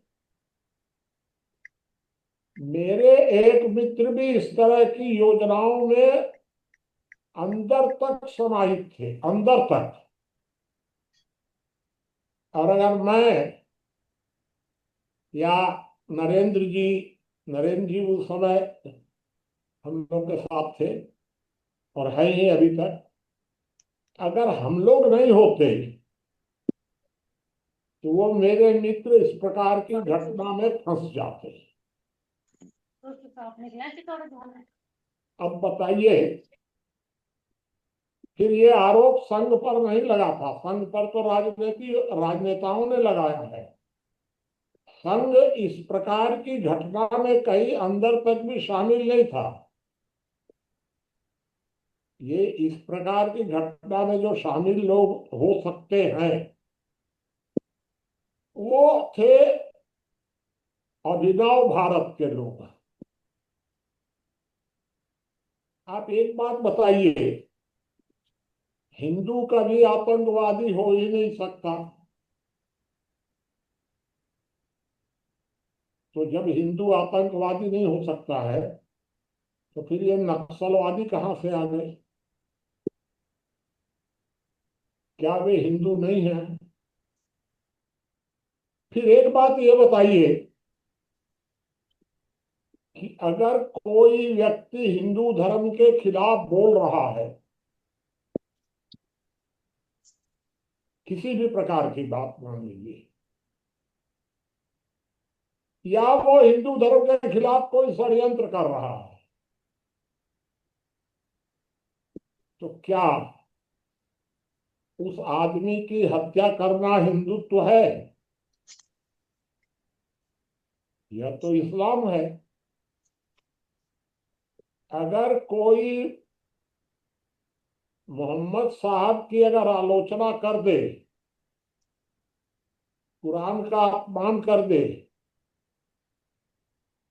तो मुसलमान धर्म का ये दायित्व है, कर्तव्य नहीं है।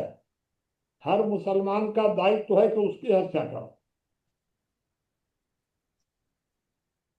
अगर हमारे हिंदू भी ऐसा सोचने लगे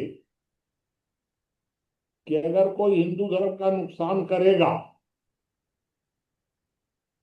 तो हिंदू हत्या कर सकता है, तो फिर इस्लाम और हिंदुत्व में फर्क क्या रहा? और अगर यह कहने वाला कोई व्यक्ति अगर गेरुआ वस्त्रधारी है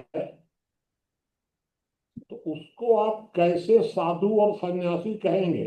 अगर कोई वो पॉलिटिकल आदमी है तो पॉलिटिकल आदमी मार सकता है, क्योंकि वो तो भाई क्षत्रिय प्रवृत्ति का है। लेकिन अगर कोई वैश्य प्रवृत्ति का आदमी ऐसा करे, कोई ब्राह्मण प्रवृत्ति का आदमी ऐसा करे, इस प्रकार की हत्या का समर्थन कैसे किया जा सकता है? और अगर यही हिंदुत्व है तो हिंदुत्व की परिभाषा पर फिर से विचार करिए।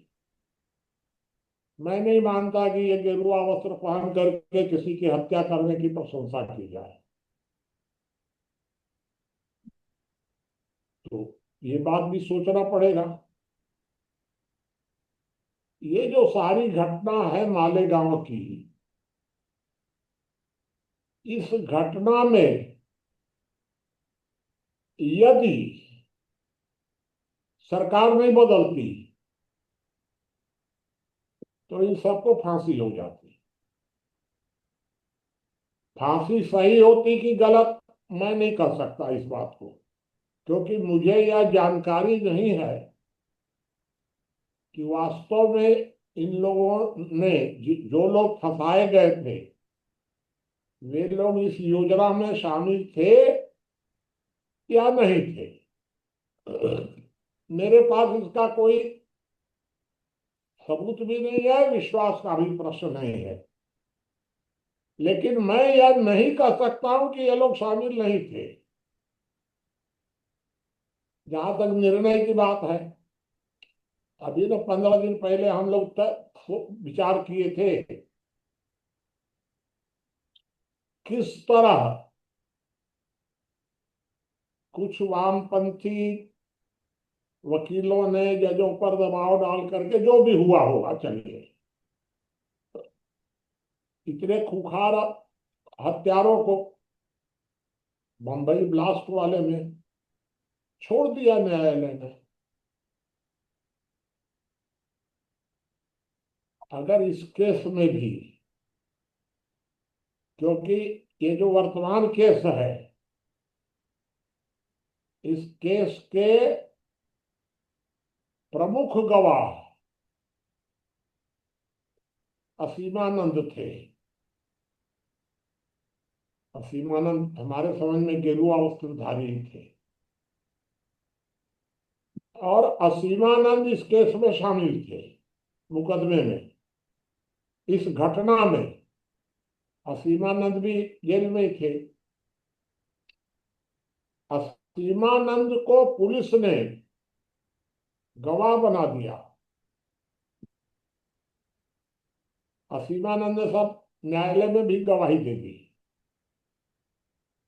और जब सरकार बदली, असीमानंद जी ने जाकर अपना बयान बदला। तो प्रश्न ये उठता है कि मैं असीमानंद की पहले वाली बात को सही मानूं कि दोबारा वाली बात को सही मानूं? भाई, तो जो बात वो अंदर वाला है निकल आए, निकल कब तो गया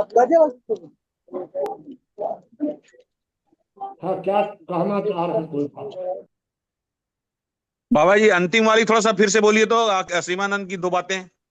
असीमानंद की बात मैं आपको ये बता रहा हूं कि असीमानंद भी इस केस में शामिल थे, इस इस घटना में। और पुलिस ने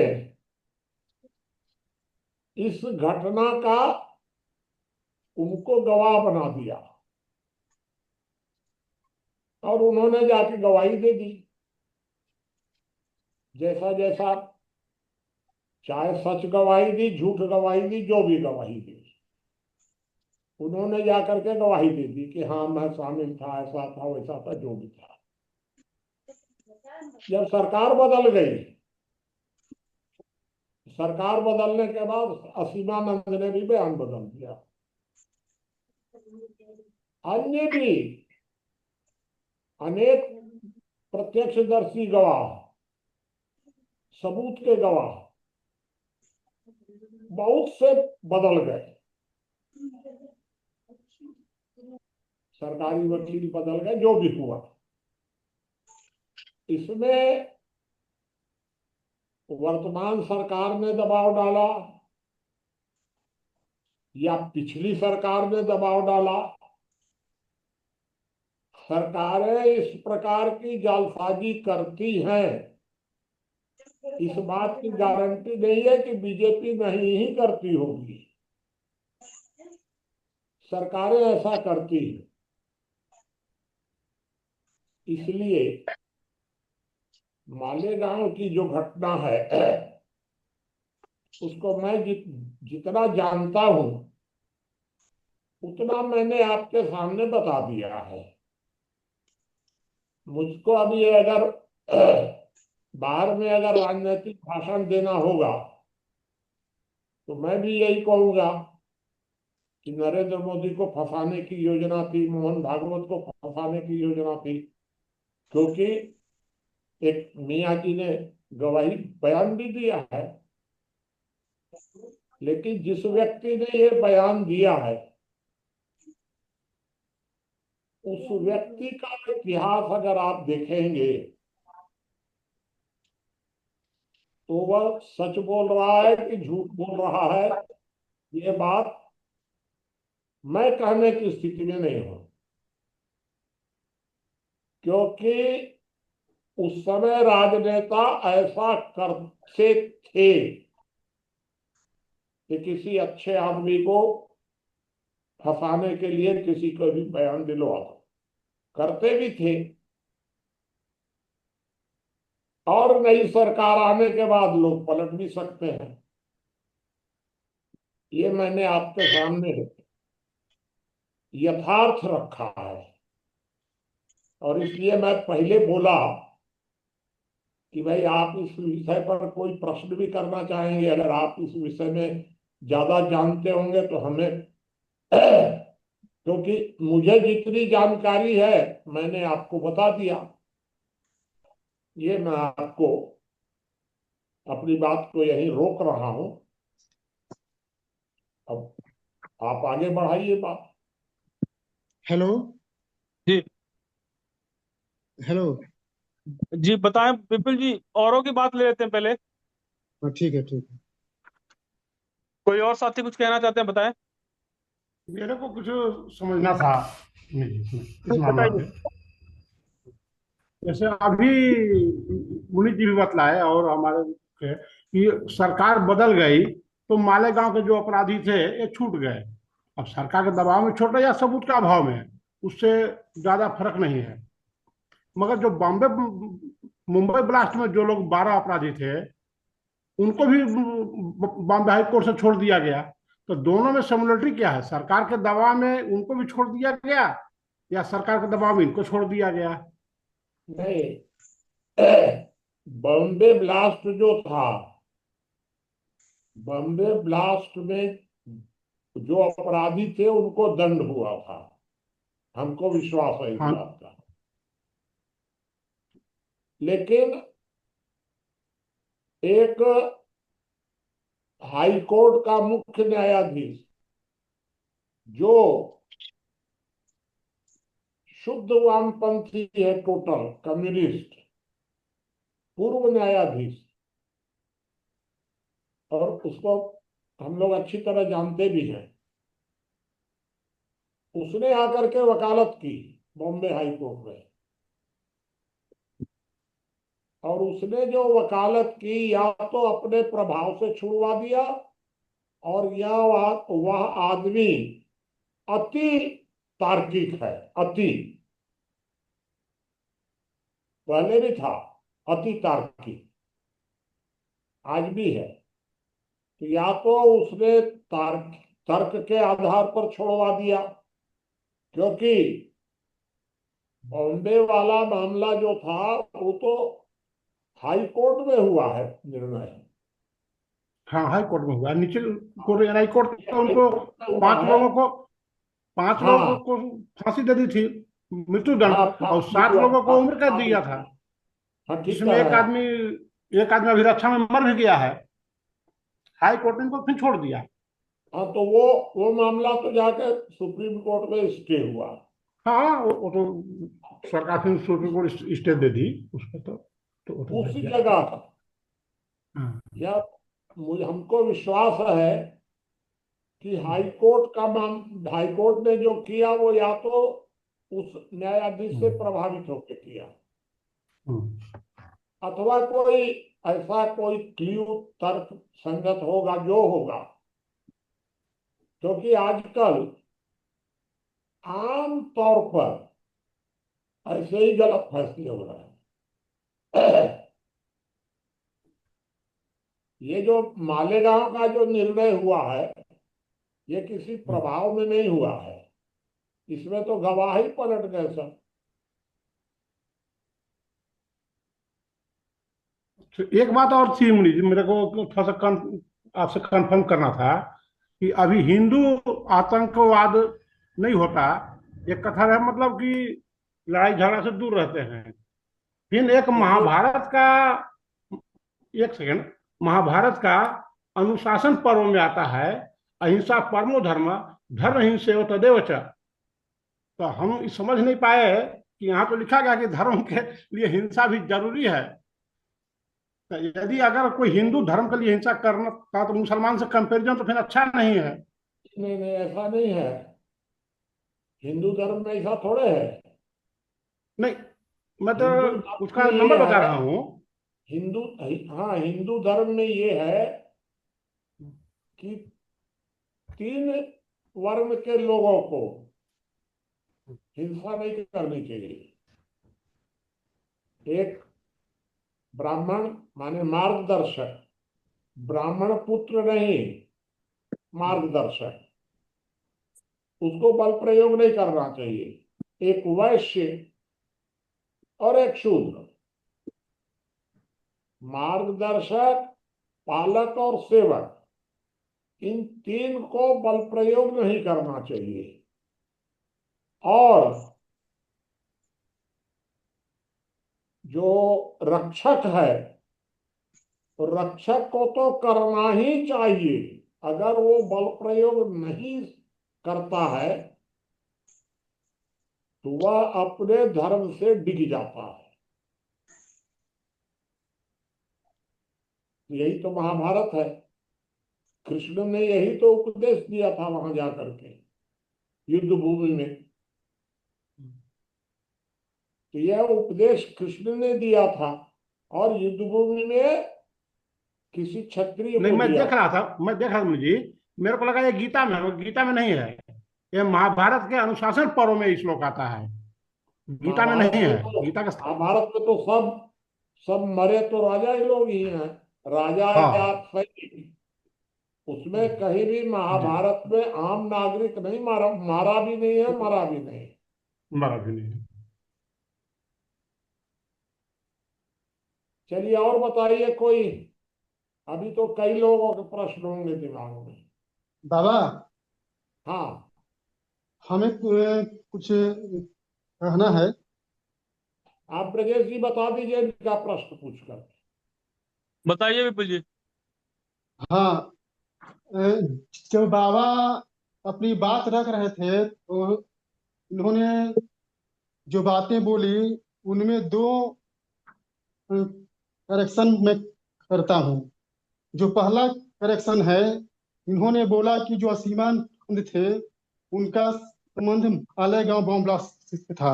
नहीं, असीमानंद का संबंध जो समझौता एक्सप्रेस था, जो बम ब्लास्ट था, उससे था।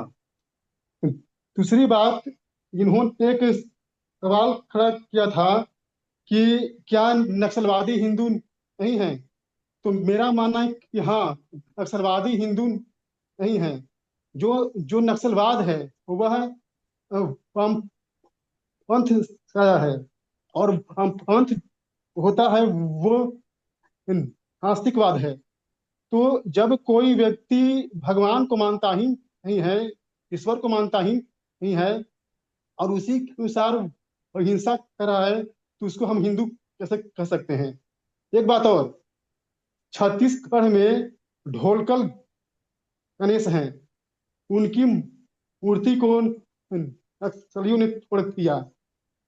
अगर वो हिंदू होते तो वो गणेश की मूर्ति क्यों तोड़ते? इसका मतलब ये है कि नक्सलवाद का हिंदू से कोई लेना देना नहीं है। वो लोग कट्टर हिंदू विरोधी होते हैं।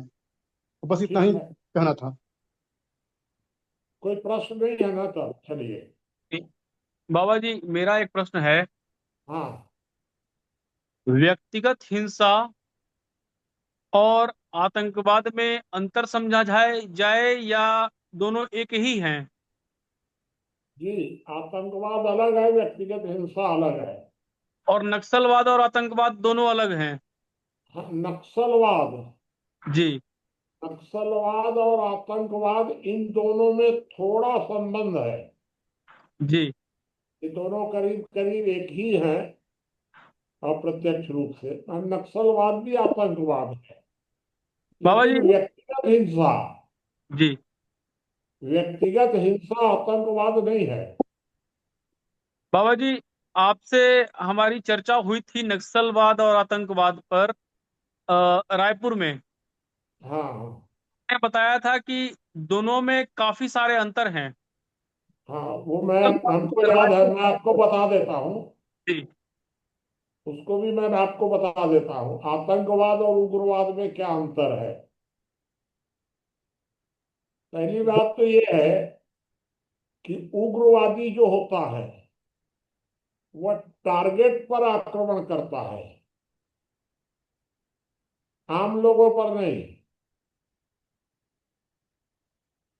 और आतंकवादी जो होता है वह आम लोगों पर आक्रमण कर देगा, क्योंकि आतंकवादी का उद्देश्य है समाज में आतंक पैदा करना, भय पैदा करना। तो जो इस प्रकार भय पैदा करने के लिए अगर किसी को आप देखेंगे, उसको हम आतंकवादी कह सकते हैं। एक एक परिभाषा मैंने आपको बताई थी, लेकिन एक परिभाषा और है उग्रवादी और आतंकवादी की, कि उग्रवादी वह होता है जो विचारों से तो आतंकवादी है, क्रिया में आतंकवादी नहीं है। आतंकवादी वह है जो विचारों में भी उग्रवादी है और क्रिया में भी है। इसका मतलब कि उग्रवादी जो होता है वो हत्या नहीं करेगा, लेकिन हत्या का समर्थन करेगा, मारेगा किसी को नहीं, और कहेगा कि मारना चाहिए था। तो मारने का जो फैलाता है, भावना प्रधान लोगों को जो इस प्रकार के लिए प्रेरित करता है, उसको मानेंगे उग्रवादी। और जो इस प्रकार की खुद घटना करेगा उसको आतंकवादी। अब आतंकवादी में दो तरह के लोग हो गए। एक हो गए जो टारगेट को मारते हैं, और एक दूसरे वे होते हैं जो किसी को भी मारते हैं, टारगेट को नहीं मारते हैं। इसलिए इन दोनों को भी आप कह सकते हैं। अब भाई इसकी परिभाषा जो भी तय होगी वो होगी बाद में। बाबा जी, मुझे एक अंतर ये दिखता है कि नक्सलवाद राज्य का विषय है और आतंकवाद राष्ट्र का विषय है। नक्सलवाद से पुलिस निपट सकती है और आतंकवाद से सेना ही निपट सकती है। हाँ ठीक है, हो सकता है ये बात भी। चलिए, इस पर हम लोग और सोचेंगे। बताइए भाई, और कोई प्रश्न किसी का?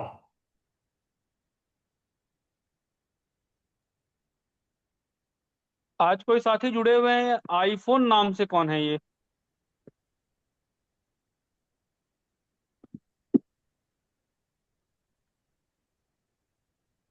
मैं जो बताया हूँ आपको, जी उसमें एक तो शायद मेरे हिसाब से वो तो साथी मर गए, जो जिनको मैं बता रहा हूँ, भगवा वस्त्र और बड़े बड़े बाल वाले, शायद सांसद थे वो, थे पहले कभी, उस समय नहीं थे जब हम दिल्ली में थे, लेकिन दूसरे साथी अभी हैं। और इसमें एक तीसरा, इस ग्रुप में एक तीसरे साथी भी थे, उनसे मेरी मित्रता नहीं है, लेकिन वो कहीं एक बड़े हॉस्पिटल में डॉक्टर थे, बहुत बड़े हॉस्पिटल में। इन सब का एक ग्रुप था बना हुआ।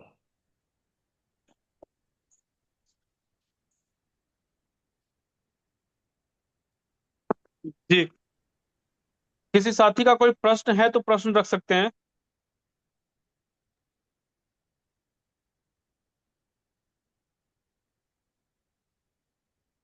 अच्छा, एक प्रश्न आप पूछना चाहते हैं। जी बताइए।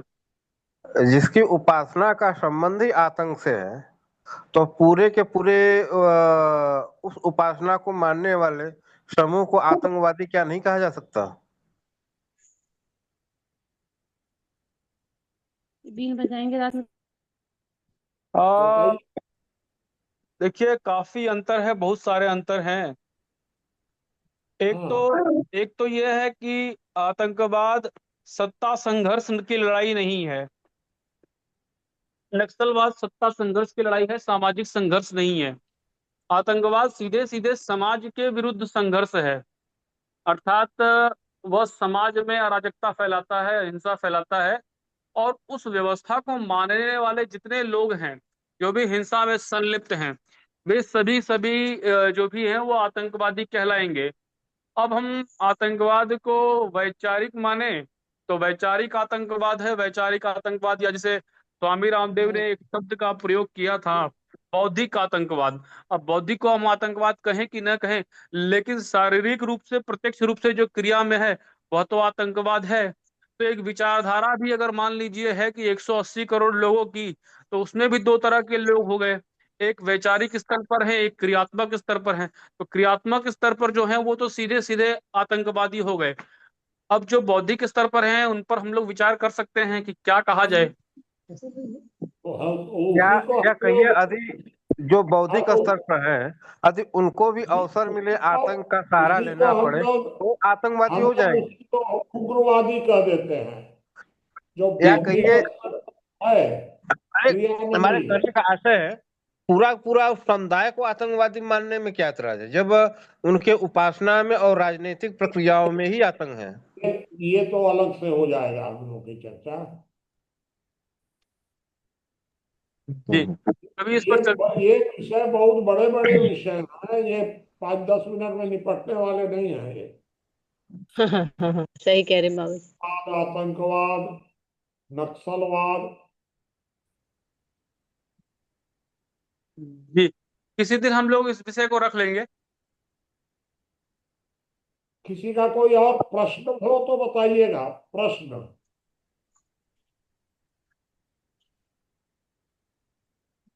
कुछ वैद्यराज जी को तो नहीं पूछ रहा है ना, कुछ पूछ रहे थे बीच में। 2000 में आशिमानंद जी से मिला था संघ कार्यालय नागपुर में मैं। जी, ठीक है। तृतीय वर्ष प्रशिक्षण के दौरान। जी, ठीक है। तो चर्चा को ज्ञानेंद्र जी समाप्त कर सकते हैं।